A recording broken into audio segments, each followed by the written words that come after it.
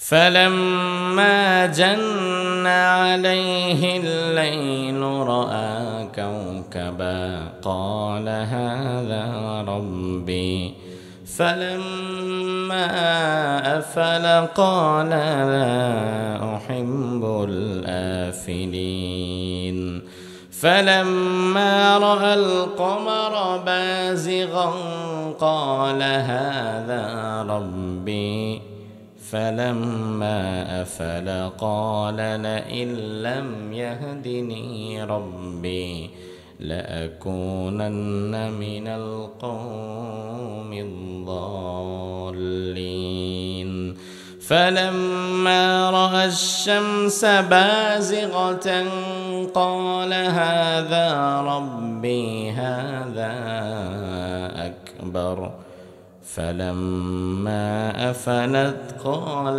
يا قوم إني بريء مما تشركون إني وجهت وجهي للذي فطر السماوات والأرض حنيفا وما أنا من المشركين সবাই মিলে একটু জোরে বলেন তো আল্লাহু আকবার। আল্লাহ রাব্বুল আলামিন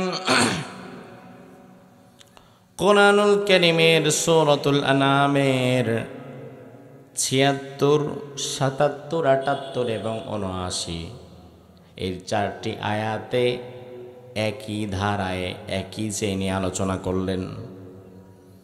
রব্বুল আলামিন মূলত এখানে ৪,০০০ বছর আগের ঘটে যাওয়া একটি ঘটনার আংশিক কোট করেছেন। আজ যদি ২০২৫ সাল হয়, আজ থেকে ৪,০০০ বছর পূর্বে দুনিয়াতে কি ঘটেছে না ঘটেছে আমরা কেউ জানি না, কারণ আমরা তখন দুনিয়াতে ছিলামও না। কিন্তু ৪,০০০ বছর আগে দুনিয়ার কোন প্রান্তে কি হয়েছে না হয়েছে সেটা যিনি জানেন তিনি কে?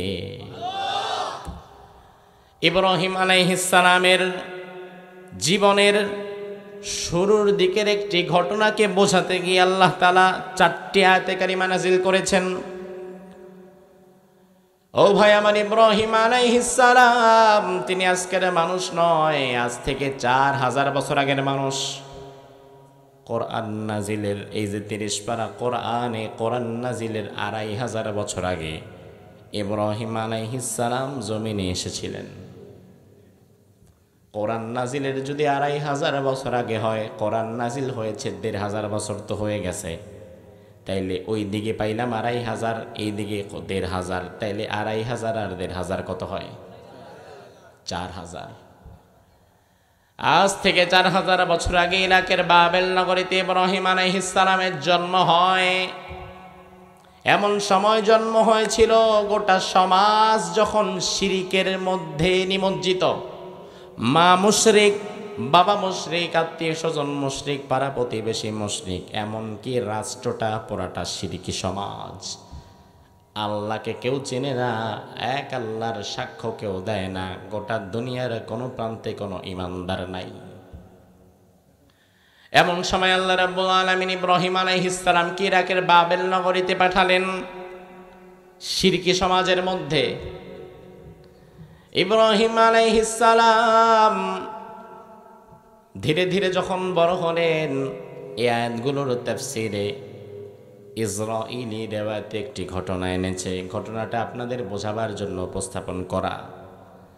ইসরাঈলী রিওয়ায়াত মানে হচ্ছে ওই ঘটনাগুলো আপনি কোরআনেও পাবেন না, হাদিসেও পাবেন না, কিন্তু ইসরাঈলী রিওয়ায়াত থেকে এমন কিছু ঘটনা আমাদের সামনে চলে আসে যেগুলো তাফসীরের কিতাবে পৃষ্ঠায় পৃষ্ঠায় উল্লেখ করা আছে। ইসরাঈলী রিওয়ায়াত প্রসঙ্গে রাসূলকে জিজ্ঞেস করা হয়েছে, ইয়া রাসূলুল্লাহ, আমরা কি ইসরাঈলী রিওয়ায়াত অন্য কারো কাছে বর্ণনা করতে পারবো কিনা, যেগুলা কোরআনে নাই, হাদিসেও নাই, কিন্তু ইসরাঈলী বর্ণনা? রাসূল বলেন, হাদ্দিসু আন বানি ইসরাঈল ওয়ালা হারাজ। ইসরাঈলী রিওয়ায়াত বর্ণনা করতে পারো, সমস্যা নাই, তবে কোরআন হাদিসের সাথে যেন সাংঘর্ষিক না হয়। কোরআন হাদিসের সাথে যদি সাংঘর্ষিক হয় তাহলে পরিত্যাজ্য, অন্যথায় গ্রহণ করা যাবে, বলা যাবে। ইসরায়েলি রিওয়ায়াতে এই আয়াতগুলোর ব্যাখ্যায় ইব্রাহিম আলাইহিস সালামের 5 বছর বয়সের একটি ঘটনাকে উল্লেখ করা হয়েছে। ইব্রাহিম আলাইহিস সালাম ছোট্ট মানুষ, বয়স মাত্র 5 বছর। কয় বছর? সব বুঝে? আপনাদের 5 বছরের বাচ্চারা কি সব বুঝে? অবুঝ। 10-15 বছর হইলেও তো অনেক কিছু বুঝে আসে না, আর সেখানে মাত্র 5 বছর। ইব্রাহিম আলাইহিস সালাম একদিন মায়ের কোলে শুয়ে আছেন। ছোট বাচ্চারা অনেক সময় অনেক অবান্তর প্রশ্ন করে, যে প্রশ্নের আসলে কোনো জবাব থাকে না। মায়ের কোলে ছোট বাচ্চা শুয়ে আছে, আপনার 5 বছরের বাচ্চা মায়ের কোলে শুয়ে মারে জিজ্ঞেস করে, মা এটা কি? মা বলবে এটা মাইক। বাচ্চা আবার জিজ্ঞেস করে মাইক কি? মা বলবে এটা দিয়ে আওয়াজ হয়। আবার বাচ্চা আবার জিজ্ঞেস করে তাহলে এটা কি? মানে একই প্রশ্ন বারবার 2-3 বার ঘোরায় ঘোরায় জিজ্ঞেস করতেছে, আছে না নাই? ইব্রাহিম আলাইহিস সালাম তিনি যেহেতু আল্লাহর পয়গম্বর হবেন, নবীদের চিন্তা ভাবনা, চিন্তা শক্তি অন্য বাচ্চাদের মতো নয়। নবুয়তি মেজাজ যদিও বাচ্চা। ইব্রাহিম আলাইহিস সালাম শুয়ে আছেন মায়ের কোলে, বয়স মাত্র 5 বছর। মাকে জিজ্ঞেস করছে, মা একটা প্রশ্ন আমার শিশু মনে জাগেছে, জবাব দিবা? মা বলে, কি বাবা বলো? ইব্রাহিম বলে, ও মা, আমার শিশু মনে একটা প্রশ্ন জেগেছে। প্রশ্নটা হচ্ছে এই যে আমি ইব্রাহিম, আমি যে একজন মানুষ, আমারে কে বানালো, কে আমারে সৃষ্টি করলো, কে আমারে দুনিয়াতে পাঠালো, আমি জানতে চাই আমার মালিক কে, আমার রব কে। জোরে কোন? আয় আল্লাহ! শিশু ইব্রাহিম 5 বছর বয়স, অথচ প্রশ্ন করতে 50 বছরের সমান। ঠিক কিনা? মায়ের কাছে এর আগে এত ভয়ঙ্কর প্রশ্ন কেউ করে নাই। মা অবাক হয়ে গেছে, কি ব্যাপার, এত কঠিন প্রশ্ন তো কেউ করে না। এবার মা শিশুকে বোঝাবার জন্য 9-6 দিয়ে একটা উত্তর রেডি করছে, কারণ আসলে রব যে কে এটা তো মা নিজেও জানে না, ওই জ্ঞান তো মারও নাই। এবার মা বলে, বাবারে, তোরে আমি পেটে ধরেছি, আমি তোরে লালন পালন করি, আমি তোরে খাওয়াই, তার মানে বুঝে নিবি তোর মালিক আমি, তোর রব আমি। উত্তরটা হয়েছে না। ইব্রাহিম আলাইহিস সালাম বলল, মা ঠিক আছে বুঝলাম, তুমি আমারে লালন পালন করো, তুমি আমারে খাওয়াও, এই জন্য তুমি আমার রব।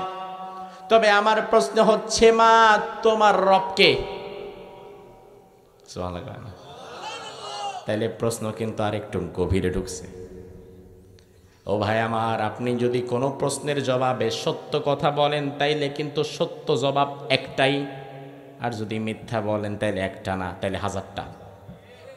কারণ মিথ্যা বললে একটা দিয়া হবে না, বরং একটা মিথ্যাকে ঢাকতে গেলে আরো 10টাও লেগে যায়। মা বলে, ও আমার রব না? আচ্ছা, তোর বাবা আজর আমারে যে খাওয়ায়, লালন পালন করে, ভরণ পোষণ দেয়, তোর বাবা আমার রব? ইব্রাহিম আলাইহিস সালাম বললেন, মা বুঝলাম তুমি আমার রব, তোমার রব আমার বাবা আজর, তাহলে আমার বাবারও তো একজন রব থাকা দরকার, আমি জানতে চাই আমার বাবা আজরের রব কে? মা বলে, তোর বাবা আজরের রব হচ্ছে নমরুদ, তোর বাবা সেখানে কাজ করে, তোর বাবা নমরুদের আন্ডারে কাজ করে, মূর্তি বানায়, পয়সা কামায়। নমরুদ যা বলে তোর বাবা তাই শোনে। নমরুদের আদেশের বাহিরে যেহেতু তোর বাবা যেতে পারে না, তোর বাবার রব হচ্ছে নমরুদ। এবার ইব্রাহিম বলে, মা আমার রব তুমি, তোমার রব বাবা, বাবার রব নমরুদ, তাহলে এই যুক্তিতে নমরুদেরও একজন রব থাকার দরকার আছে না নাই? আমি জানতে চাই তাহলে নমরুদের রবটাকে। ইব্রাহিম আলাইহিস সালাম গাছের আগায় পানি ঢালে না, গোড়ায় ঢালতে চায়। এবার নমরুদের রবকে এই প্রশ্ন যখন ইব্রাহিম করলো, ইসরায়েলি বর্ণনার মধ্যে এসেছে ইব্রাহিমের মা সাথে সাথে ইব্রাহিম আলাইহিস সালামের গালের মধ্যে একটা চর মেরে দিছে। থাম, আর কথা বুঝতে পাস না? খালি উল্টাপাল্টা কথা নাকি? চুপচাপ ঘুমা। নমরুদ যদি জানে নমরুদের রবকে এই প্রশ্ন তুই করেছিস, তাইলে তোর বাবার চাকরি চলে যাবে, তোরেও মেরে ফেলবে। চুপচাপ ঘুমায় যা। আমার ভাইরা, এবার আপনাদের কাছে আমি জানতে চাই, রবের বিষয়ে মা 4-5 বার ঘোরায় ঘোরায় যাই উত্তরগুলো ইব্রাহিমকে দিয়েছে, এই উত্তরগুলো কি সঠিক না ব্যাঠিক? ইব্রাহিম আলাইহিস সালামকে প্রথমত ভুল উত্তর দেওয়া হলো, কিন্তু আমার ভাইরা বিষয় হচ্ছে উত্তর না হয় ভুল বুঝলাম, কিন্তু সর্বশেষ গালের মধ্যে আবার আঘাত করলো কেন? কেন ইব্রাহিম আলাইহিস সালামের গালের মধ্যে তার মা সেদিন চপেটাঘাত করেছিল কি কারণে? মুফাসসিরগণ লিখেন তার কারণ হচ্ছে ইব্রাহিম আলাইহিস সালাম এমন জায়গায় হাত দিয়েছে, এমন বিষয় জানতে চেয়েছে যেই বিষয়ে জানানোর মতো যুক্তিযুক্ত কোনো আনসার, কোনো যুক্তিযুক্ত উত্তর ইব্রাহিমের মায়ের কাছে ছিল না। এজন্য দুনিয়ার বুকে যারা জালিম হয়, যারা স্বৈরাচার হয়, তারা যখন দেশে সমাজের মধ্যে কোনো অন্যায় কর্মকাণ্ড তারা ঘটায়, তারা যখন সমাজের মধ্যে ভাস্কর্যের নাম দিয়ে মূর্তি নির্মাণ করতে যায়, আলেম ওলামারা যখন ভাস্কর্য আর মূর্তির বিরুদ্ধে দাঁড়িয়ে যায়, প্রতিবাদ করে, আলেমরা যখন বলে ভাস্কর্য হারাম, ভাস্কর্য বানাতে দেওয়া যাবে না, মূর্তি হারাম, মূর্তি বানাতে দেওয়া যাবে না, এখন ওই ক্ষমতা ধুররাও বুঝে, ক্ষমতায় যারা বসে আছে তারাও বুঝে আলেমরা যা বলছে এটাই ঠিক বলছে, কিন্তু ওই মুহূর্তে তারা আলেমদের কথা গ্রহণ করে না নিয়ে বরং আলেমদেরকে ধরে জেল দেয়, জুলুম দেয়, ফাঁসি দেয়, মামলা দেয়। এই কারণে, কারণ তাদের কাছেও জবাব দেওয়ার মতো কোনো যুক্তিযুক্ত জবাব থাকে না।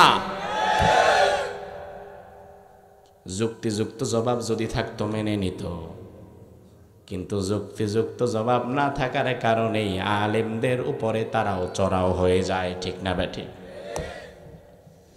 আমার ভাইয়েরা, কিন্তু থাপ্পড়ের নাম তো জবাব না। থাপ্পড়ের নাম কি জবাব? বরং ইমানদার যারা, তাদের উপরে আপনি যখনই জুলুম করবেন, ইমানদারদের উপরে জুলুম করার ফলে ইমানদারদের ইমান কমে না, বরং ইমানদারদের ইমান যিনি বাড়ায় দেয় তিনি কে? কোরআনে আছে না নাই? ইয়াখশাউনান নাস কা খাশিয়াতিল্লাহ। কিছু মানুষ অন্য মানুষকে এত বেশি ভয় পায় যতটা আল্লাহরে ভয় পাওয়া দরকার। আর কিছু মানুষকে যখন বলা হয় তোমাদের পাশে কিছু সৈন্যবাহিনীরা জমা হয়েছে, তোমাদেরকে আঘাত করবে, আল্লাহ বলে ফাজাদাহুম ঈমানা। শত্রুপক্ষের কথা শুনে, জুলুমের কথা শুনে তারা ভয় পায় না, বরং তাদের ইমান আমি বাড়ায় দেই। জুলুমের কথা শুনলেই যদি আল্লাহ ইমান বাড়ায় দেয়, আর জুলুম যদি ইমানদারের উপরে বা করা হয়, ইমানদারের ইমান তো আরো বেড়ে যায়। ইমানদারের ইমান যদি জুলুমের উপরে না বাড়তো, জুলুম করার ফলে ইমানদাররা যদি একেবারে চুপসে যেত, তাহলে ইসলাম কোনোদিন এই পর্যন্ত আসতো না। যতবার জুলুম করা হয়েছে ততবার ইমানদারদের ইমান যিনি বাড়িয়েছেন তিনি কে?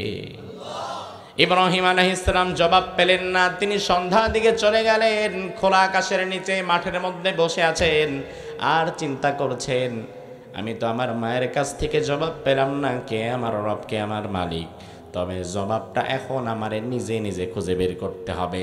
ইব্রাহিম আলাইহিস সালাম খোলা মাঠের মধ্যে বসে আছেন। এইভাবে খোলা মাঠের মধ্যে বসে থেকে হঠাৎ তিনি দেখতে পেলেন বিশাল আকাশে বিভিন্ন জায়গায় ছড়িয়ে ছিটিয়ে আছে তারকারাজি, স্টার, তারা। তিনি অনেকগুলো তারকারাজি আকাশের মধ্যে দেখলেন। এবার দেখার পরে তিনি কি ভাবলেন, তার ভাবনাটাই আল্লাহ তাআলা সূরা আন-নামের ৭৬ নম্বর আয়াত থেকে তুলে দিয়েছে। ইব্রাহিম আলাইহিস সালাম অনেকগুলো তারকারাজি দেখার পরে এবার ভাবা শুরু করলেন।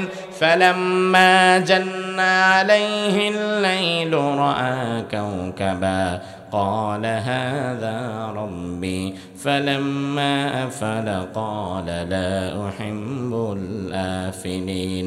তিনি অনেকগুলো তারকারাজি দেখে চিন্তা করলেন, আমি ইব্রাহিম নিচে, আমি ছোট মানুষ, ওই আকাশে এতগুলো তারকারাজি। তিনি ভাবতে লাগলেন হয়তো এই তারকাগুলোই আমার রব হতে পারে। কিন্তু আবার যখন ফালাম্মা ফালা, নির্দিষ্ট সময় যাওয়ার পরে মেঘের আড়ালে তারকাগুলো হারিয়ে যায়, তারকাগুলো যখন মেঘের আড়ালে ডুবে যায়, ইব্রাহিম আলাইহিস সালাম এবারে বললেন লা উহিব্বুল আফিলিন। যেটা ডুবে যায়, যেটা চলে যায়, যেটা পালিয়ে যায়, সেটা কখনো আমার রব হতে পারে? পারে? কারণ আমার ভাইয়েরা, আমার রব যদি নিজেই ডুবে যায় তাহলে আমি বিপদে বললে আমারে বাঁচাবে কে?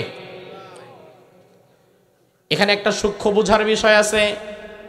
ইব্রাহিম আলাইহিস সালাম তারকারে প্রায় রব ভেবে নিয়েছিলেন, কিন্তু হঠাৎ করে আবার তারকা রব এই সিদ্ধান্ত থেকে সরে আসলেন। তখন যখন দেখলেন তারকা আস্তে করে ডুবে যাচ্ছে, তখন তিনি বললেন, না, যেটা ডুবে যায়, যেটা হারিয়ে যায়, পালিয়ে যায়, ওটা আমার রব হতে পারে না। কারণ আমার রব হবে এমন একজন যিনি কখনো ডুবতে পারে না, যার কোনো লয় নাই, ক্ষয় নাই। ঠিক কিনা?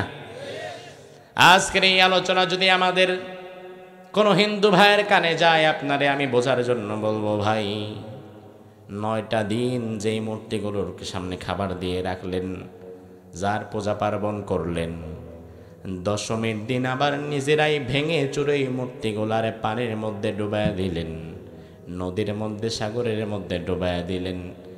বানাইছেন আপনি, আবার ডুবাইছেন আপনি।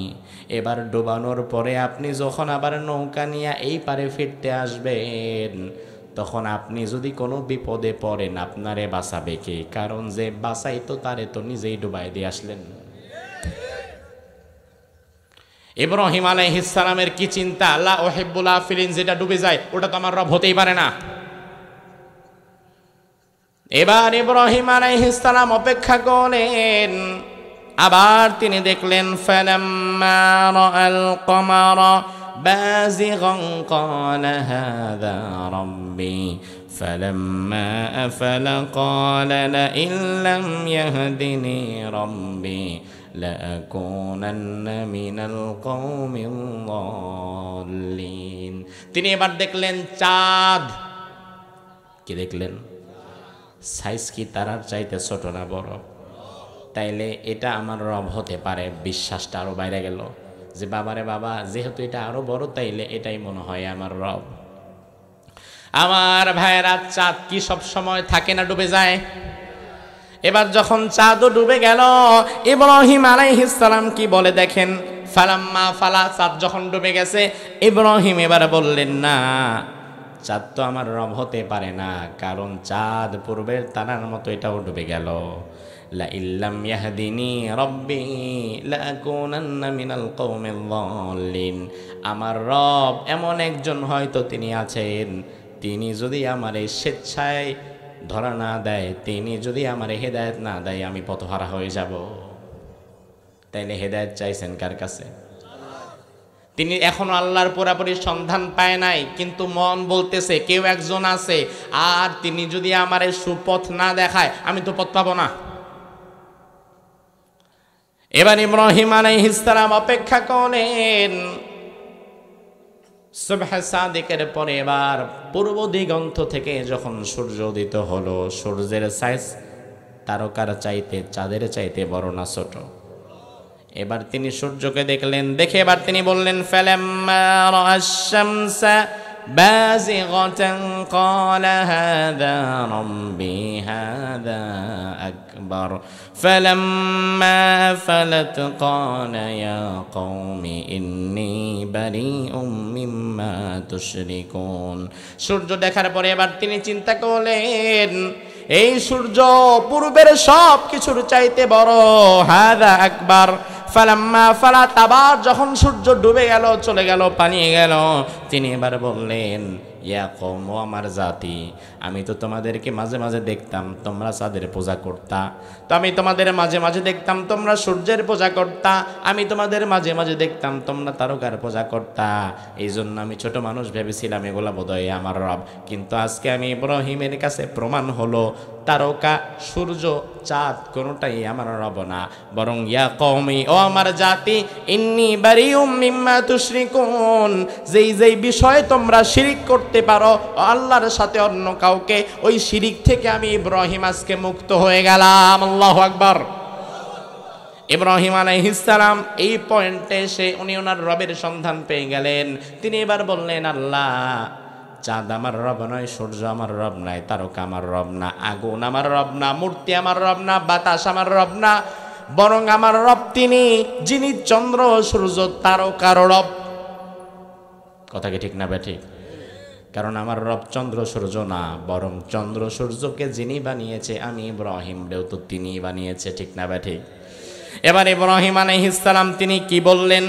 রব্বুল আলামিন ওই কথাটা এত বেশি পছন্দ করেন, কোরআনুল কারীমের আয়াত বানিয়ে নাজিল করে দিলেন। ইব্রাহিম আলাইহিস সালাম এবার বললেন, ইন্নী ওয়াজ্জাহতু ওয়াজহিয়া লিল্লাযী, পারেন না আপনারা?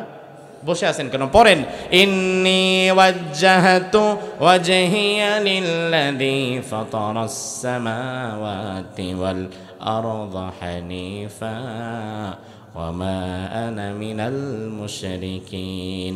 আমি আমার মুখ ফিরিয়ে দিলাম এক আল্লাহর দিকে, ফাতারাস সামাওয়াতি ওয়াল আরদা হানিফা, যিনি আকাশ এবং জমিন পরিচালনা করেন। আকাশ জমিন পরিচালনা করেন কে? ওয়ামা আনা মিনাল মুশরিকিন, আর দুনিয়ার মুশরিকদের সাথে আমি ইব্রাহিমের কোনো সম্পর্ক। এই কথাগুলো আল্লাহ আমাদেরকে জানাচ্ছেন কেন? আপনার কাছে আমি প্রশ্ন করি, ঠান্ডা মাথায় বুঝবেন। ইব্রাহিম আলাইহিস সালাম 4000 বছর আগে কি বললেন না বললেন ওটা আমাদের জানার দরকার কি? আমার ভাইরা, এই যে 30 পারা কোরআন, এটা তো ইতিহাসের কিতাব না। আল্লাহ যদি 30 পারা কোরআনে ইতিহাস ঢুকাতে চাইতো, তাইলে কোরআন হইতো হাজার হাজার লাখ লাখ পারা, গোটা দুনিয়ার ইতিহাস আল্লাহ ঢুকায় দিত। দুনিয়ার ইতিহাস বাদ দেন, আল্লাহ যদি শুধু নবীদের ইতিহাসে কোরআনের মধ্যে ঢুকাতে চাইতো, তাইলে কোরআন এত বড় হতো যেটা মুখস্থ করা কারো সম্ভব ছিল না। নবীদের ইতিহাস বাদ দেন, আল্লাহ যদি শুধু নবীদের নামও ঢুকাইতো কোরআনে, তাইলেও কোরআন আমরা মুখস্থ করতে পারতাম না। কারণ দুনিয়াতে নবী 1 2 আসে নাই, নবী এসেছে লক্ষ লক্ষ। কিন্তু মজার বিষয় লক্ষ্য করেছেন, কোরআনে লক্ষ লক্ষ নবীর আলোচনা তো দূরের কথা, লক্ষ লক্ষ নবীর নামও আল্লাহ কোরআনে নেয় নাই।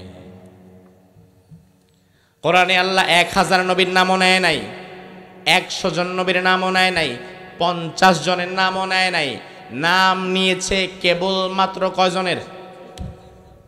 25 জন। কয়জন? তাইলে আল্লাহ নবী পাঠালেন লক্ষ লক্ষ, কিন্তু নাম নিলেন মাত্র 25 জনের। কারণ কি?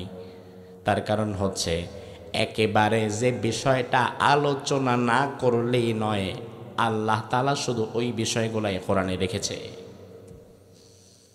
আল্লাহ ইতিহাস জানাবার জন্য কোরআন নাজিল করে নাই। কারণ কোরআনের ব্যাপারে আল্লাহ বলছেন, ইন হুয়া ইল্লা যিকরুল লিল আলামিন, এটা হচ্ছে বিশ্ব মানবতার জন্য জিকির, হেদায়েতের গ্রন্থ, উপদেশের কিতাব। আর এক জায়গায় বলছেন যিকরুল লিল আলামিন। কোরআন ইতিহাসের নয়, কোরআন হচ্ছে উপদেশের। তাইলে আল্লাহ 4000 বছর আগে ইব্রাহিম আলাইহিস সালামের ঘটনা আমাদেরকে ইতিহাস জানাবার জন্য বলছে না, বরং আল্লাহ বলছে উপদেশ গ্রহণের জন্য। কি কারণে? কারণ হচ্ছে ইব্রাহিম আলাইহিস সালাম অন্য নবীদের সাথে আমাদের সম্পর্ক যতটা গভীর, ইব্রাহিমের সাথে সম্পর্ক তার চাইতে বেশি গভীর। কথা কি ঠিক কিনা? ভালো করে বোঝেন, আন্দাজি ঠিক বললেন না। নূহ আলাইহিস সালাম একজন নবী, নবী হিসাবে তাকে আমরা স্বীকৃতি দেই, এর চাইতে বেশি সম্পর্ক তার সাথে আমাদের নাই। মুসা আলাইহিস সালাম একজন নবী, নবী হিসাবে তাকে আমরা মানি, তবে এর চাইতে বেশি সম্পর্ক মুসা নবীর সাথে আমাদের নাই। ঈসা আলাইহিস সালাম একজন নবী, নবী হিসাবে তাকে আমরা মানি, তবে এর চাইতে বেশি সম্পর্ক তার সাথে আমাদের নাই। ইব্রাহিম আলাইহিস সালাম একজন নবী, নবী হিসাবে শুধু তাকে স্বীকৃতি দিলেই হবে না, বরং ইব্রাহিম নবীর সাথে আপনারা এখানে আমরা যারা বসে আছি, আমাদের আরেকটা সম্পর্ক আছে না নাই? কি সম্পর্ক? তিনি আমাদের জাতির পিতা। ইব্রাহিম যে আমাদের জাতির পিতা, তা তো এই জাতি ভুলতেই বসেছিল গত 16 বছর। আল্লাহ দিলে যদি আসলে 41-42 পর্যন্ত তারা থাকতে পারত, তাইলে ইব্রাহিমের জায়গায় নিজের বাবারে একেবারে মানুষের মনের মধ্যে গাইথাই দিতে পারত। 4, 5, 6 এর ছোট ছোট বাচ্চা স্কুল লেভেল থেকে জাতির পিতা কে এই প্রশ্নে বঙ্গবন্ধু ছাড়া আর কাউরে চিনেই না। 8-10টা বছর থাকলে বাংলাদেশে একটা নাস্তিক প্রজন্ম তৈরি হতো, যে প্রজন্মের লোকেরা ইব্রাহিম রে জাতির পিতা মানা তো দূরে থাকি, ইব্রাহিম রে চিনতই না। কারণ শিক্ষা ব্যবস্থার মধ্যে যেইভাবে আঙ্গুল ঢুকানো হয়েছে, আস্তে আস্তে পাঠ্যপুস্তক থেকে সব ইসলামী বিষয়গুলোকে বাদ দেয়া হয়েছে। রাসূলের জীবনী ছিল সেটা নাই, আবু বকরের জীবনী ছিল সেটা নাই, চার খলিফার জীবনী ছিল সেটা নাই। কবি নজরুলের কবিতাকে কেটে ফেলা হয়েছে, জসিমউদ্দিনের কবিতা বাদ দেয়া হয়েছে, ফররুখ আহমেদের কবিতাও বাদ দেয়া হয়েছে। সবার কবিতা, ইসলামী ভাবধারার লেখক যারা, তাদের কবিতা, তাদের লেখা বাদ দিয়া পাঠ্যপুস্তকে ঢুকানো হয়েছিল জাফর ইকবালদের মতো নাস্তিকদের লেখা কবিতা। জাফর ইকবাল, শামসুর রহমান, তাদের নাস্তিক্য ধারার লেখা কবিতা ঢুকানো হয়েছে। তার মানে হচ্ছে তারা যদি আর 10-15টা বছর থাকতে পারত, আর এই নাস্তিক মার্কা শিক্ষা পদ্ধতি দিদি শুরুই করে দিতে পারত, যেভাবে তারা শুরু করেছিল তারা যদি চালিয়ে নিতে পারত, আজ থেকে 10 বছর 15 বছর পরে আপনার যে সন্তান পড়াশোনা করে বেড়ে উঠছে, তারে যদি জিজ্ঞাসা করতা বাবার নবীর নাম কি, সে হয়তো নবীর নামের জায়গায় শেখ মুজিবের নাম বলে দিত।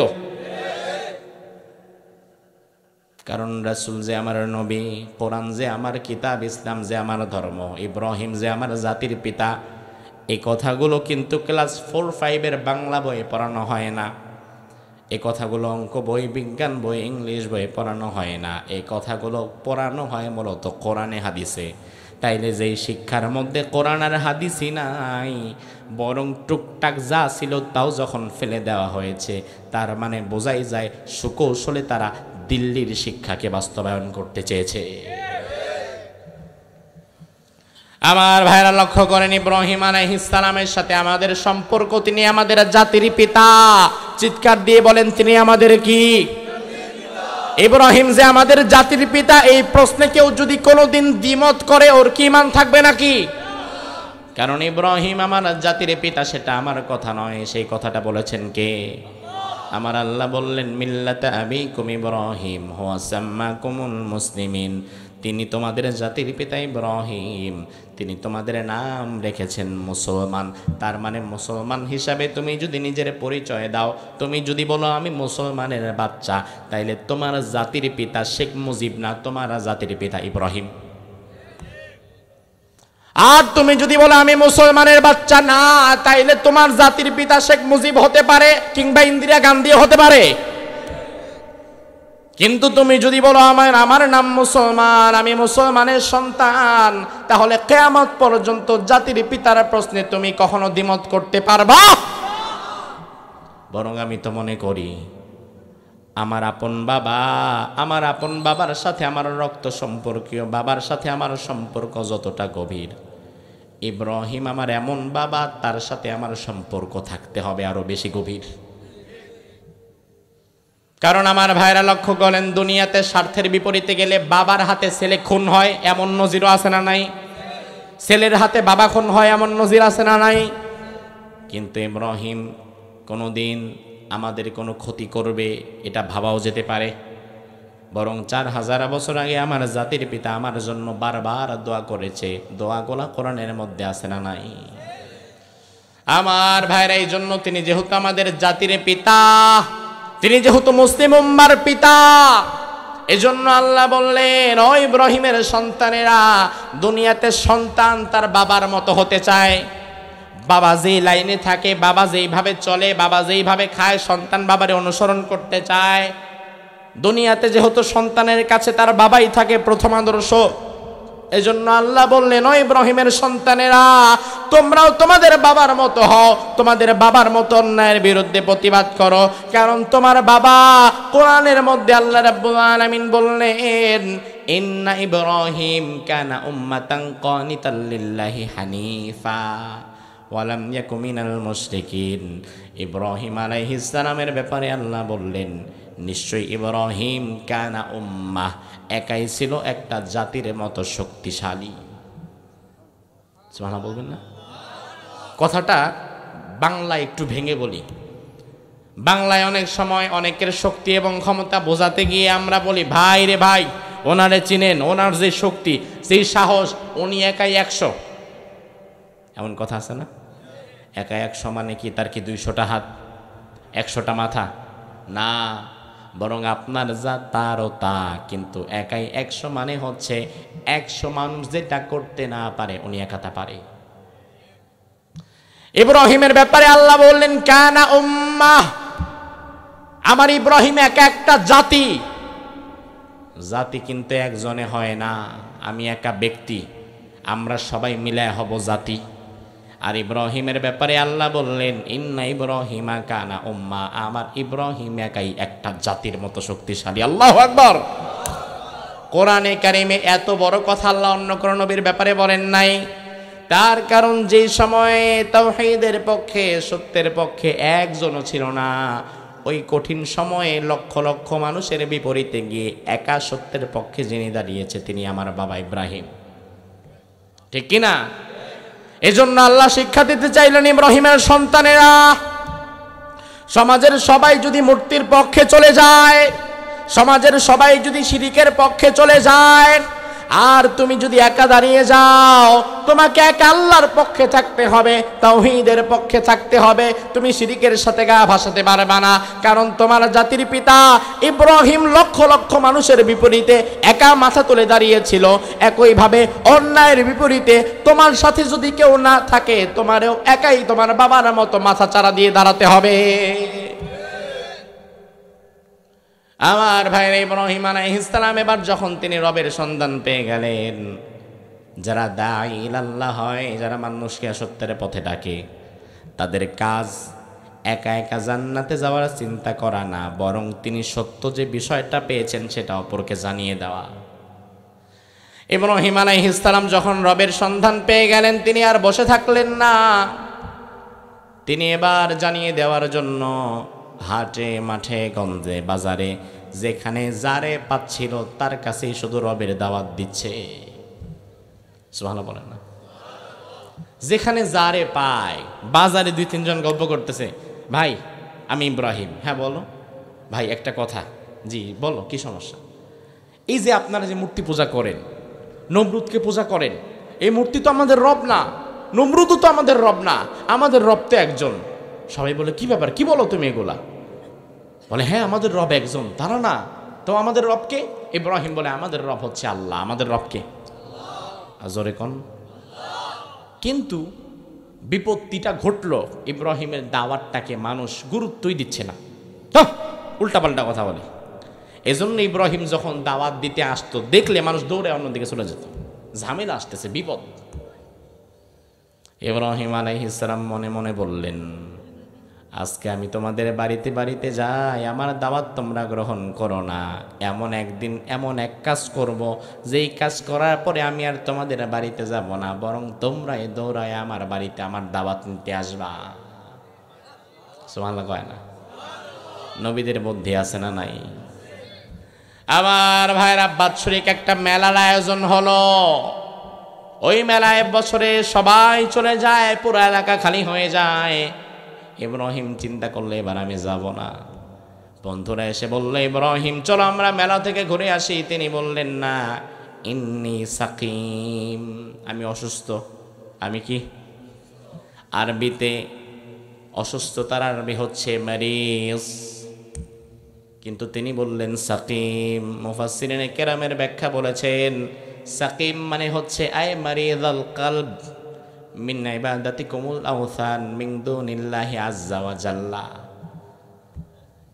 তাফসীর ইবনে কাসিরের রিওয়ায়াত যেটা, এবারটা পড়ে শোনালাম। মুফাসসির ব্যাখ্যা করেন, সাকিম মানে হচ্ছে অন্তরের রোগ, মারিজাল কলব মিন ইবাদাতিকুমুল আওসান মিন দুনিল্লাহি আযজা ওয়া জাল্লা।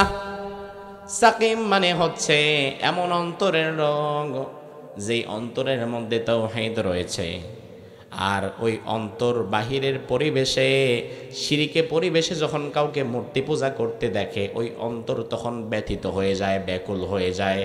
ওই অন্তরের অসুস্থতার নাম হচ্ছে সাকিম। ইব্রাহিম আলাইহিস সালাম বললেন, আমি অসুস্থ। বন্ধুরা চলে গেল, পুরো এলাকায় কেউ নাই, ইব্রাহিম একা। এবার ইব্রাহিম আলাইহিস সালাম সবাই চলে যাওয়ার পরে বড় একটা কুঠার কাঁধের মধ্যে নিয়ে ঘরের মূর্তির সবচাইতে বড় ঘর যেটা, পুরা এলাকার মানুষ, পুরা দেশের মানুষ, তাদের রাষ্ট্রীয় মন্দির যেটা, সেই মন্দিরের মধ্যে ঢুকলো। ঢোকার পরে দেখে অসংখ্য মূর্তি, অসংখ্য মূর্তি। ইব্রাহিম আলাইহিস সালাম এবার সেখানে গিয়ে প্রথমেই বলল আলা তাকুলুন, কারণ মূর্তির সামনে খাবার আছে না নাই? আপনাদের এলাকায় দেয় নাকি? কি থাকে? কলা, চিরা, আপেল, দই, মিষ্টি। মূর্তি কি খাইতে পারে? মূর্তি খায় না। তবে ভাইয়েরা আমার, দুঃখজনক বিষয় হচ্ছে মূর্তির খাবার বহু মুসলমান নামদারি পোলাপান গিয়া খায়। আছে না নাই? আস্তাগফিরুল্লাহ, লজ্জা থাকা দরকার। রাসূলুল্লাহ বলেছেন গায়রুল নামে যা উৎসর্গ করা হয় ফাহুয়া হারাম, ওই খাবার গ্রহণ করা আমাদের জন্য হারাম করে দিয়েছেন কে? অসম্ভব, তাকানোই যাবে না ওদিকে। আমার ভাই ইব্রাহিম আলাইহিস সালাম গিয়ে দেখলেন খাবার। তিনি এবার মূর্তিকে বললেন আলা তাকুলুন, কিরে খাস না কেন? সমস্যা কি? মূর্তি তো যেমনে ছিল নেই।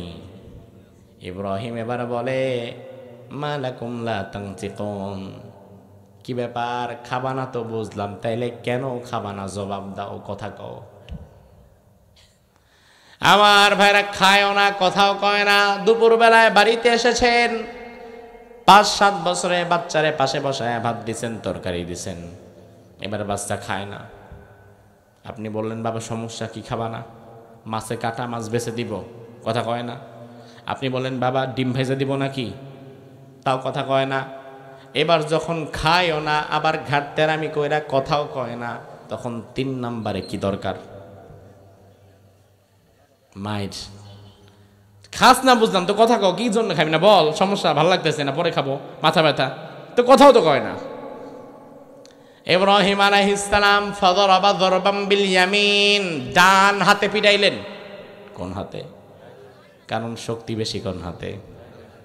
ইব্রাহিম আলাইহিস সালাম ডান হাতে কুঠারটা দিয়া এমন জোরে বাইরানি শুরু করলেন, মুহূর্তের মধ্যে দেখা গেল কোনোটার হাত নাই, চোখ নাই, কান নাই, ঠ্যাং নাই, পা নাই, জিবলা টিবলা কিচ্ছু নাই। সবগুলারে ভেঙে চুরমার করে ইল্লা কাবীরাল লাহুম, কোরআনে আল্লাহ বললেন ফাজালাহুম জুযাযা। জুযাযা মানে হচ্ছে একেবারে চূর্ণ বিচূর্ণ।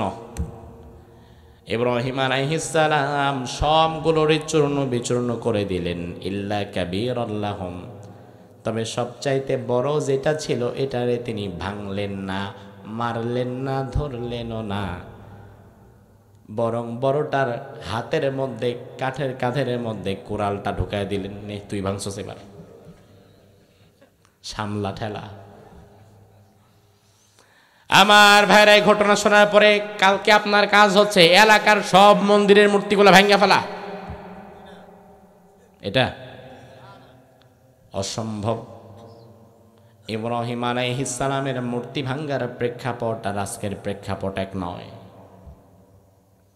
ভুল বুঝবেন না আপনারা, শরিয়াতে ভেরিয়েশন হয়। প্রথম বিষয় হচ্ছে ইব্রাহিম নবীর শরীয়তে যেটা জায়েজ ওটা আজকে জায়েজ নাই। আদম আলাইহিস সালামের শরীয়তে ভাই বোনে বিবাহ করা জায়েজ ছিল, তবে আজকের যুগে জায়েজ নাকি হারাম? জোরে কোন। ইব্রাহিম আলাইহিস সালাম বিশেষ একটা প্রেক্ষাপটে মূর্তি ভেঙেছিলেন, তার জন্য জায়েজ ছিল, তবে আমাদের জন্য এই মুহূর্তে হারাম। ইব্রাহিম আলাইহিস সালাম মূর্তি ভেঙেছেন মূর্তি পূজা বন্ধ করার জন্য নয়। কারণ হচ্ছে ওই ঘরে যদি 100টা মূর্তি থাকে, ইব্রাহিম যদি 100টা মূর্তি বাইরে ভাঙ্গা ফেলে, আবারও 1 মাসের মধ্যে 500 মূর্তি বানানোর মতো ক্ষমতা নমরুদের আছে না নাই? তাহলে শিরিক বন্ধ হবে? কথা বলেন, মূর্তি পূজা বন্ধ হবে। তিনি কিন্তু মূর্তি পূজা বন্ধ করার জন্য ভাঙেন নাই, বরং তিনি আরেকটা বিষয়কে কেন্দ্র করে ভেঙেছেন। কি জন্য ভেঙেছেন কোরআন আমাদেরকে জানাচ্ছে, লাআল্লাহুম ইলাইহি ইয়ারজিউন। ইব্রাহিমের এই ঘটনার পরে সব মানুষ যেন এবার ইব্রাহিমের দিকে রুজু করে, মানে ফিরে যায়। ইব্রাহিমরে যেন এখন সবাই খোঁজা শুরু করে। কারণ ইব্রাহিম শুরুতে সবার ঘরে ঘরে গিয়ে দাওয়াত দিত, ইব্রাহিমের দাওয়াত কেউ গ্রহণ করতো না। ইব্রাহিম বলে এমন একটা কাজ করব, এরপরে আমার আর তোমাদের বাড়িতে যাওয়া লাগবে না। আমি ওই কাজ কেন করছি না করছি, বরং এইটা শোনার জন্য তোমরাই আমার বাড়িতে আসবা। আমার ভাইরা, আল্লাহর কোরআন কত সুন্দরভাবে আমাদেরকে জানিয়ে দিচ্ছে।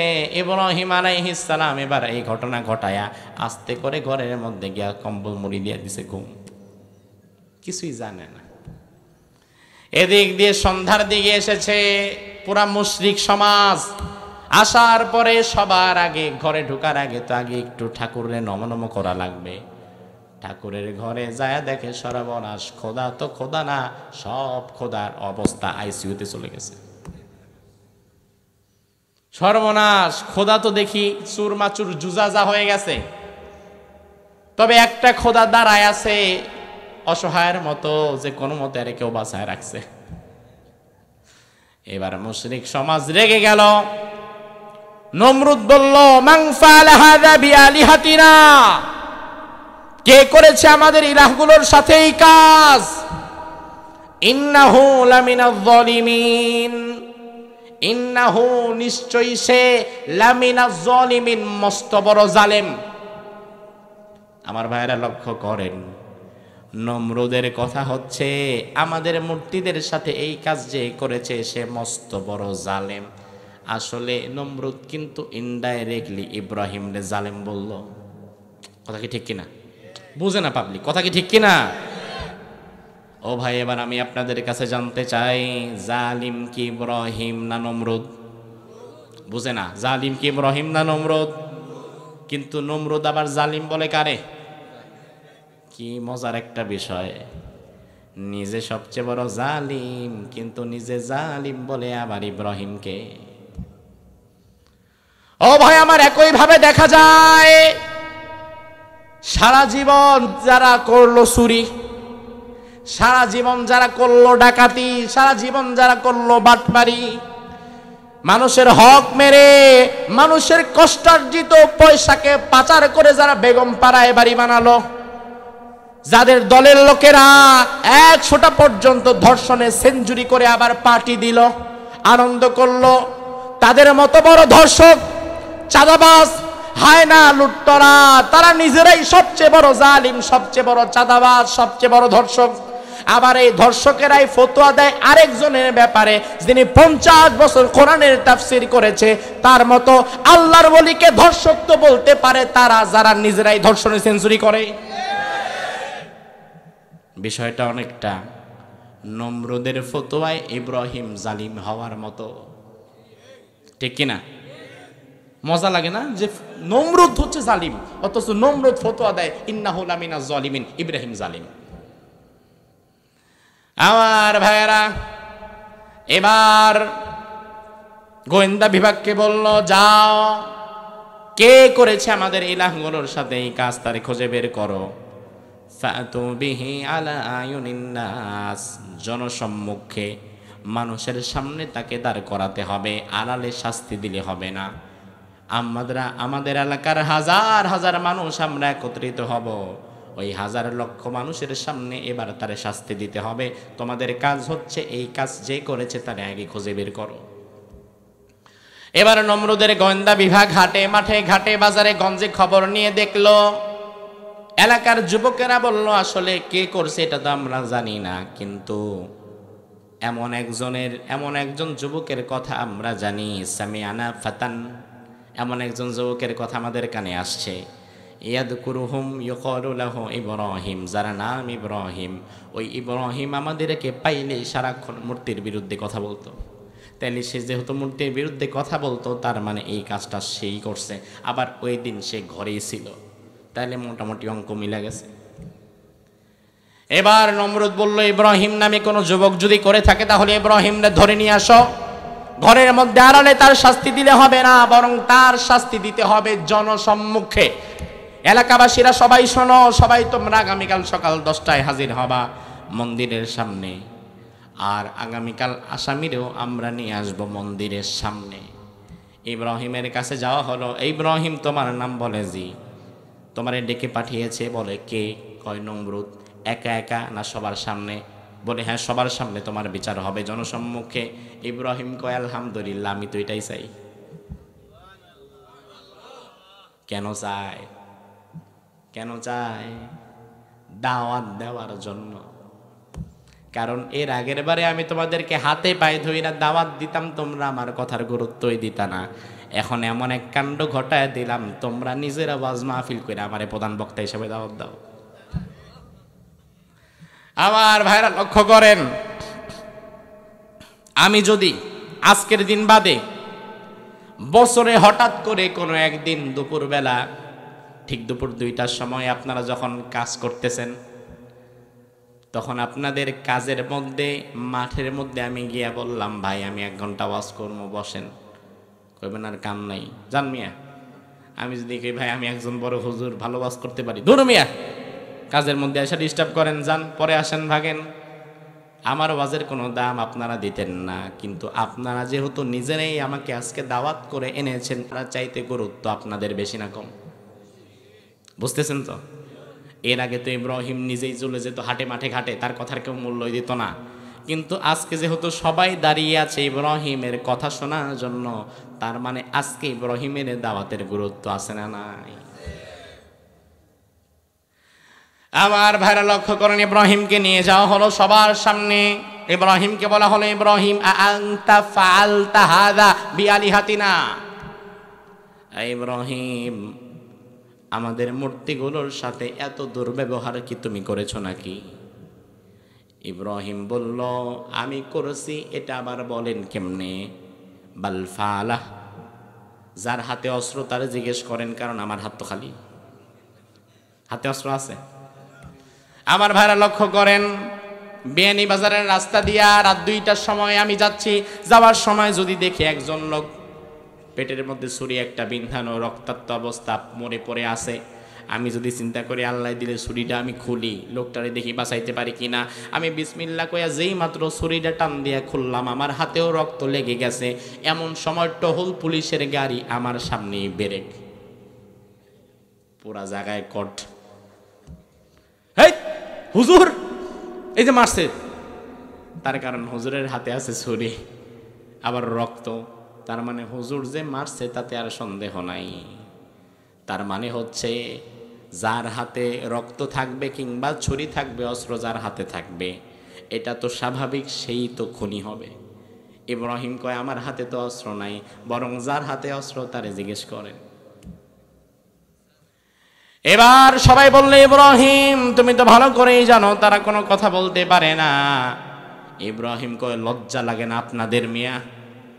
আপনারা কথা বলতে পারেন, অথচ এমন জনকে, এমন জিনিসকে নিজের খোদা বলে মানেন যারা কথাও বলতে পারে না, ঠিক কিনা? সবাই চুপ। ইব্রাহিম আলাইহিস সালাম বললেন, ভাইরা শোনেন, আরেকটা কথা আপনাদেরকে বলি। ধরেন আমি আজকে মূর্তিগুলোকে ভেঙেছি, কথার কথা ধরে নিলাম আমি ভেঙেছি, কিন্তু জবাব দেন আপনাদের মন্দিরে মূর্তির সংখ্যা বেশি না আমার সংখ্যা বেশি? আপনারা জবাব দেন, কার সংখ্যা বেশি? ইব্রাহিম তো একা একজন, আর মূর্তি তো অসংখ্য, অন্তত 100টা ধরেন, তাহলে 100টা মূর্তি, আর অন্যদিকে ইব্রাহিম কয়জন? কথা বলেন, সংখ্যা বেশি কি ইব্রাহিমের না মূর্তির? মূর্তির। ইব্রাহিম বললেন, ভাইরা শোনেন, সংখ্যা যেহেতু মূর্তির বেশি, তার মানে দেখেন 100টা মূর্তি মিলিয়ে আমি ইব্রাহিমের হাত থেকে যারা নিজেদেরকে বাঁচাতে পারে নাই, কিয়ামতের কঠিন ময়দানে 1000টা মূর্তি মিলে আল্লাহর আযাব থেকে আপনাদেরকে বাঁচাবে কিভাবে? এরা তো আমার মায়ের থেকে নিজেদেরকে বাঁচাতে পারলো না, তাইলে আল্লাহর মায়ের থেকে আপনাদের বাঁচাবে কেমনে? সবাই অবাক। তার কারণ কথাটা মানলে মানলাম, না মানলে নাই, অন্তত সত্য কথা শোনার পরে কিন্তু বিবেক বলে না রে কথাটা সত্য, ঠিক না? মানা না মানা পরের বিষয়, কিন্তু কথাটা সত্য, বিবেক সাক্ষ্য দিল। এবার ইব্রাহিম আলাইহিস সালাম তিনি দেখলেন সুম্মা নুকিসু আলা রুউসিহিম, সবার চেহারার নিচের দিকে চলে গেছে। নুকিসু আলা রুউসিহিম, মাথা নিচের দিকে দিয়ে দিয়েছে, কারণ মাথা উপরে তোলার মতো লজ্জায় মুখ দেখাতে পারতেছে না। এবং ওই মুহূর্তে কিছু মানুষ ইব্রাহিমের কথাকে সাপোর্ট করে নিল। এমন সময় নমরুদ দেখলো সর্বনাশ, এইভাবে যদি চলতে থাকে তাহলে ইব্রাহিমের পক্ষে মানুষ চলে যাবে, শিরিকের থেকে বের হয়ে যাবে। আর শিরিক থেকে যদি বের হয়ে যায় তাহলে আমি নমরুদের জুলুমের রাজ্য আর টিকবে না। এজন্য জালিম স্বৈরাচার যারা, তারা দেশের মধ্যে শিরিক ঢুকাতে চায় বেশি, তারা দেশের মধ্যে সমাজের মধ্যে শিরিকের প্রচলন বেশি করতে চায়। কারণ যেই জাতির মধ্যে শিরিক ঢুকে যায় এই জাতি বাঘের জাতি না, এই জাতি হয়ে যায় বিড়ালের জাতি। তারা অন্যায়ের প্রতিবাদ করতে পারে না। কিন্তু যেই জাতি এক আল্লাহ ছাড়া কারো আইন মানে না, যেই জাতি এক আল্লাহ ছাড়া কাউকে ভয় করে না, যেই জাতি কখনো শিরিক করতে পারে না, ওই জাতিকে কোনোদিন দমিয়েও রাখা যায় না। এজন্য নমরুদ দেখলো সর্বনাশ, এভাবে করে সবাই যদি ইব্রাহিমের পক্ষে চলে যায় তাইলে তো আমার রাম রাজত্ব শেষ। ইব্রাহিম আলাইহিস সালামের ব্যাপারে এবার নমরুদ বলল, ক্বালু হাররিকু ওয়ানসুরু আলিহাতাকুম ইন কুনতুম ফাইলিন। ও আমার শহরের অধিবাসীরা, তোমরা যদি তোমাদের মূর্তিগুলোকে সহযোগিতা করতে চাও, আজকে তারা বিপদে পড়ছে, অন্যথায় সহযোগিতা লাগতো না। যেহেতু আজকে তারা অসহায় হয়ে পড়েছে, বিপদে পড়েছে, আজকে যদি তোমরা তাদের পাশে দাঁড়াতে চাও, হাররিকুহু, তাইলে তাদেরকে সহযোগিতা করার এক নাম্বার মাধ্যম ইব্রাহিমরে আগুনে জ্বালাও। এমন প্রভুর কাছে তারা যায় যেই প্রভুরও নাকি মাঝে মাঝে সহযোগিতা লাগে। আমার ভাইরা জবাব দেন, আমাদেরকে সবসময় সহযোগিতা করেন কে? কিন্তু আল্লাহ কোনোদিন বিপদে পড়ে আমাদের কাছে সহযোগিতা চাইবে? অসম্ভব, নাউজুবিল্লাহ, হতেই পারে না। কিন্তু তারা এমন মূর্তির পূজা করে যে মাঝে মাঝে নিজেও বিপদে পড়ে। ইব্রাহিমের ব্যাপারে এবার বলা হলো হাররিকু, তারে আগুনে জ্বালায় দাও। ওই মুহূর্তে কিছু সংখ্যক লোক তারা বলল, না, ইব্রাহিমের কথা আমরা গ্রহণ করি আর না করি, অন্তত ছেলেটা সত্য কথা বলেছে, সত্য কথা বলার কারণে তাকে আমরা আগুনে জ্বালাবার জন্য একমত নই। কিছু সংখ্যক মানুষ তারা বলল, না, তারা আগুনে জ্বালানো ঠিক হবে না। নমরুদ দেখলো সর্বনাশ, মানুষের মন দেখি চেঞ্জ হয়ে গেছে, মানসিকতার পরিবর্তন ঘটে গেছে, যেটা ভয়ানক বিষয়। নমরুদ এবার বলল, আচ্ছা ঠিক আছে, আপাতত জ্বালানো আমরা বন্ধ রাখলাম, অফ রাখলাম, আপনারা বাড়ি চলে যান, আবার যদি কোনো সিদ্ধান্ত নেই আপনাদের জানাবো।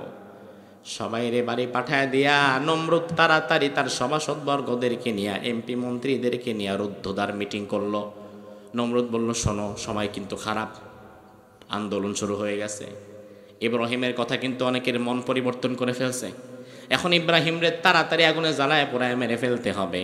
আর ইব্রাহিমরে আগুনে জ্বালায় পোড়ায় মেরে ফেলার আগে ইব্রাহিম যে খারাপ, এই কথাটা বারবার বারবার বারবার মানুষের কানের মধ্যে গিয়া ঢুকাই দিতে হবে, যেন একটা কথা মানুষ, একটা মিথ্যা কথা যেন শুনতে শুনতে শুনতে শুনতে এক সময় মনেই হয়ে যায় না আসলে সত্য কথা। এটা হচ্ছে জালিমদের একটা টেকনিক। একই মিথ্যা আপনাকে বারবার বারবার বারবার বারবার খাওয়ানো হবে, তাইলে এক সময় শয়তান আপনারে বুঝাবে, না আসলেই মনে হয় সত্য, নাইলে এত বলতো না। ও ভাই আমার, এবারে ইব্রাহিম আলাইহিস সালামের জন্য একদিকে অগ্নিকুণ্ড খনন করা হচ্ছে, অন্যদিকে ইব্রাহিমের বিরুদ্ধে আবার অপপ্রচারও চালানো হচ্ছে। নমরুদের কিছু মিডিয়া ছিল, আজকের যুগে যেমন ইলেকট্রনিক্স মিডিয়া, প্রিন্ট মিডিয়া, যেই সরকার যখন ক্ষমতায়, যে জালিম যখন ক্ষমতায় তার কথা শুনবে।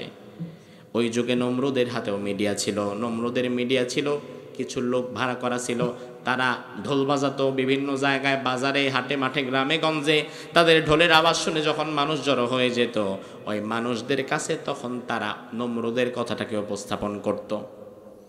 এবার নমরুদ তাদেরকে কাজ দিয়ে দিল, যাও পুরো এলাকার মধ্যে ছড়ায় যাবা, প্রতিদিন সকাল বিকাল দুপুর 3 টাইম ঢোল বাজায়া বাজায়া মানুষের কাছে ইব্রাহিমের নামে মিথ্যা কথা বলবা। কথাগুলা হচ্ছে, ইব্রাহিম ফাসাদ সৃষ্টিকারী, ইব্রাহিম ধ্বংসকারী, ইব্রাহিম যদি থাকে তাইলে সমাজে শান্তি আসবে না, বরং ইব্রাহিমকে দ্রুত মেরে ফেলতে হবে, ইব্রাহিম অনেক খারাপ ব্যক্তি। ইব্রাহিমের নামে যত ধরনের খারাপ কুচ্ছা রটনা করা যায় মানুষকে বারবার শোনাবা, যেন শুনতে শুনতে শুনতে শুনতে অপপ্রচারটাকে এক সময় মানুষ বিশ্বাস করে নেয়। এটা জালিমদের একটা টেকনিক, ভালো মানুষকে খারাপ করার জন্য ওই মানুষের নামে সারাটা দিন মিডিয়া মিথ্যা খবর ছড়ায়। আমার ভাইরা লক্ষ্য করেন, ইব্রাহিম আলাইহিস সালাম তার বিরুদ্ধে তৎকালীন নমরুদের মিডিয়া অপপ্রচার এত ব্যাপকভাবে চালানো শুরু করলো। তাফসীর ইবনে কাসিরে আল্লামা সুদ্দী রাহিমাহুল্লাহ তিনি উল্লেখ করেন, ফাজামাউ হাতাবান কাসীরান জিদ্দান, একদিকে ইব্রাহিমের জন্য বিরাট পাহাড় সমপরিমাণ লাকড়ি জড়ো করা হচ্ছে, অন্যদিকে মানুষের মন থেকে ইব্রাহিমকে আবার তুলে দেওয়ার জন্য, মানুষের মন পরিবর্তনের জন্য ইব্রাহিম যে সারাদিন খারাপ মানুষ এ কথা প্রচার করা হচ্ছে। একটা সময় এমন অবস্থা গিয়ে দাঁড়ালো, হাত্তা ইন কানাতিল মারআতু তামরুদু ফাতানযুরু ইন উফিয়াত আন তাহমালা হাতাবান লিহারিক ইব্রাহিম। ওই জামানায় অপপ্রচার এত বেশি হয়েছিল, অপপ্রচার এক সময় মানুষ বিশ্বাস করে নিয়েছিল, বিশ্বাস করে এক সময় ইব্রাহিমের বিরুদ্ধে মানুষের মনোজগতে এতটা পরিবর্তন এসেছিল। হাত্তা ইন কানাতিল মারআতু তামরুদু ফাতানযুরু ইন উফিয়াত আন তাহমালা হাতাবান লিহারিক ইব্রাহিম। ওই জামানায় কোনো মহিলা যদি অসুস্থ হতো, ওই মহিলা মানত করত, আমি যদি সুস্থ হয়ে যাই তাইলে ইব্রাহিমের মতো খারাপ মানুষরে আগুনে পোড়াবার জন্য 10 কেজি লাকড়ি মানত করলাম। ভয়ানক বিষয়, ভয়ানক বিষয়। ইব্রাহিম আলাইহিস সালামের মতো ভালো মানুষের বিরুদ্ধে মিডিয়ার অপপ্রচার এক সময় তাকে মানুষের মধ্যে খারাপ হিসাবে উপস্থাপন করে দিল। আমার ভাইরা, মিডিয়া বড় খারাপ। মিডিয়া যদি চায় জিরোরে হিরো বানাতে পারে, আবার মিডিয়া যদি চায় হিরোরে জিরো বানাতে পারে।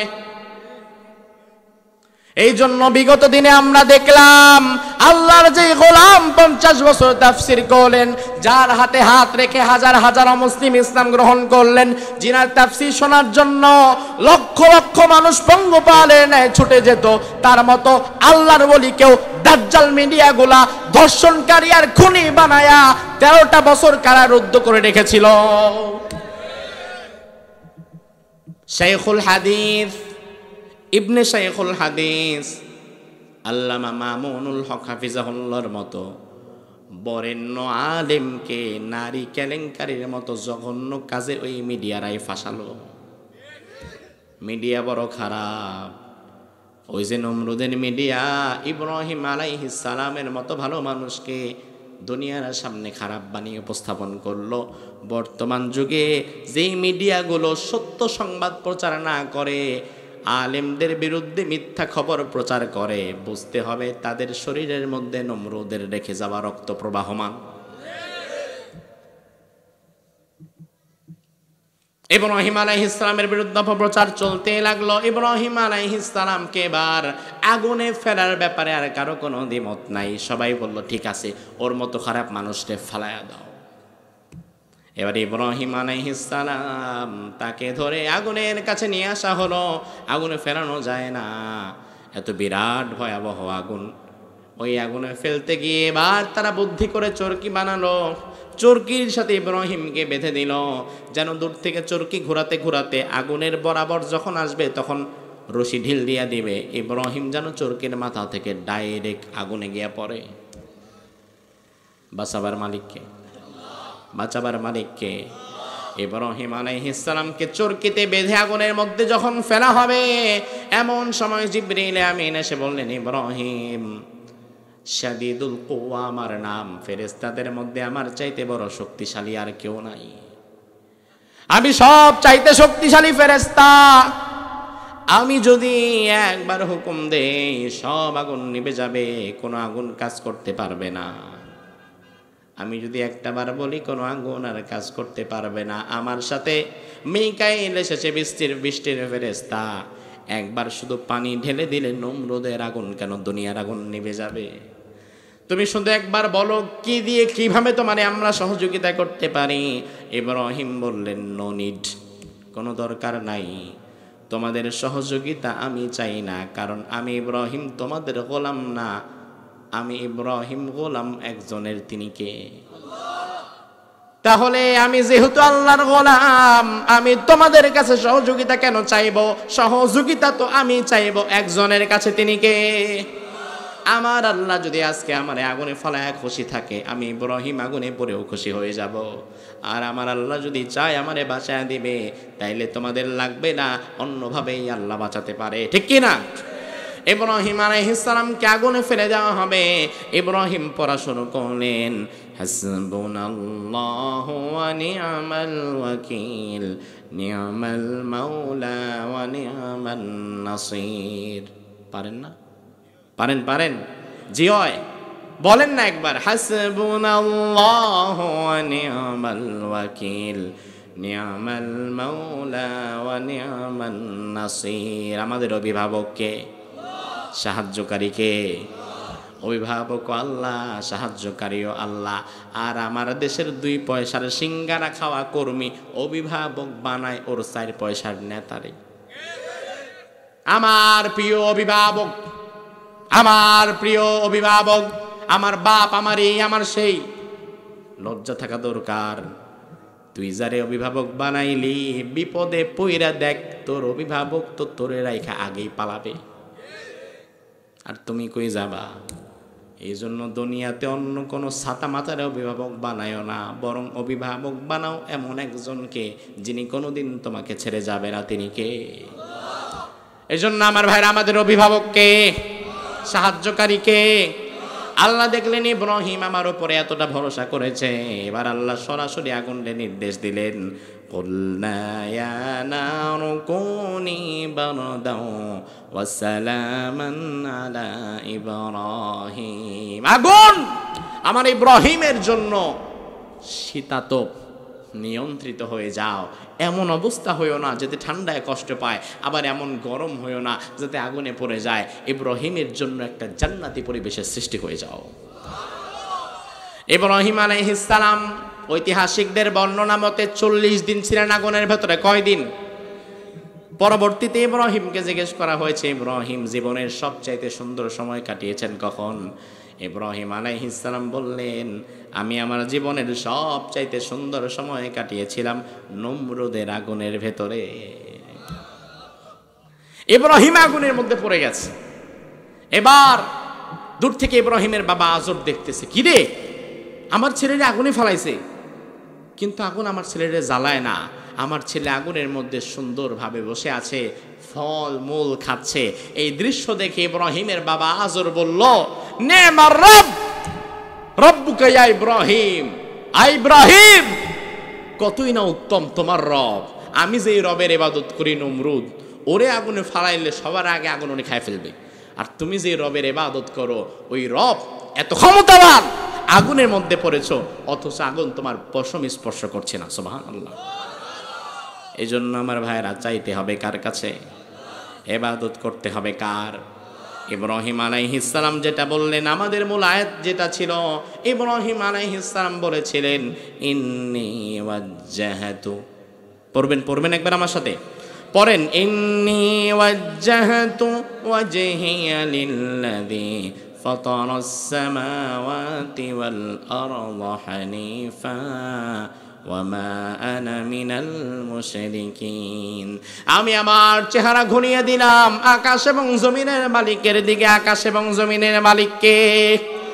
ওয়া মা আনা মিনাল মুশরিকিন, আর মুশরিকদের সাথে আমার কোনো সম্পর্ক। ইব্রাহিমের সন্তান হিসাবে সাক্ষ্যটা আমরাও দেব। দুনিয়ার মুশরিকদের সাথে, শিরিকের সাথে আমাদের কোনো সম্পর্ক থাকতে পারে? মুশরিকদের সাথে সম্পর্ক রাখা যাবে না, শিরিকের সাথে নিজেকে গা ভাসিয়ে দেওয়া যাবে না। ঈমানকে অটুট রাখতে হবে। শিরিক মুক্ত ঈমান এবং বিদআত মুক্ত আমল যেন আল্লাহ তাআলা আমাদেরকে করার তৌফিক দান করে। আমরা বলি আমিন।